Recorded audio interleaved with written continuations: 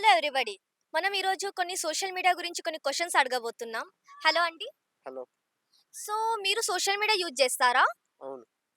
So, అంటే ఈ జనరేషన్‌లో సోషల్ మీడియావి చాలా గుడ్ థింగ్స్, ఇంకా బ్యాడ్ థింగ్స్ ఉన్నాయి. అంటే చిన్న పిల్లలతో నుండి పెద్దవాళ్ళ వరకి ప్రతి ఒక్కరు సోషల్ మీడియా యూజ్ చేస్తారు. సో, ఒక్క గుడ్ థింగ్, ఒక బ్యాడ్ థింగ్ చెప్పగలరా మీరు?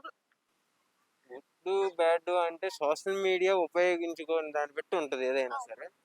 సో, ఎందుకని అంటున్నానంటే, చాలామంది చేతిలో కంపల్సరీ ఫోన్ ప్రతి చేతిలో ఉంటుంది. అవును. ఎక్కువగా చిన్న పిల్లల చేతిలో ఉంటుంది. సో, మనం ఏ వీడియో చేసినా సరే నోటిఫికేషన్ వాళ్ళకెళ్తనే వాళ్ళు చూస్తున్నారు. సో, అంటే సోషల్ మీడియాలో కొంతవరకు టైమ్ లిమిట్ ఏమైనా పెడితే, ఈ ఎవరికి పిల్లలకి ఓపెన్ అవ్వాలి, ఎళ్తే బాగుంటది. అంటే ఏమన్నా సబ్జెక్ట్ తీసుకొస్తే గనక సోషల్ మీడియాలో బావుంటది. ఎందుకంటే ఎక్కువగా భూత ప్రయాణం అయిపోతుంది సోషల్ అవును. మీడియా.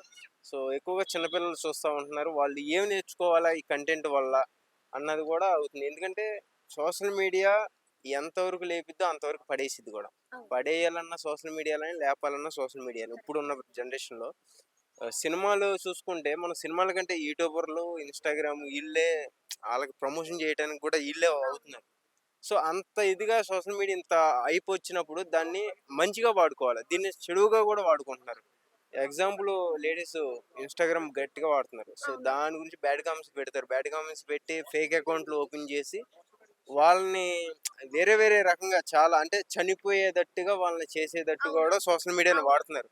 సో, ఇలా వాడకుండా ఒక లిమిట్‌గా వాడుకోమని అనుకుంటున్నాను. నేను ఎందుకు ఎందుకు చెప్తున్నానంటే ఎగ్జాంపుల్ రీసెంట్‌గా మొన్న ఒక అమ్మాయి చనిపోయింది. అవునవును. యూట్యూబర్ విషన్‌పేట.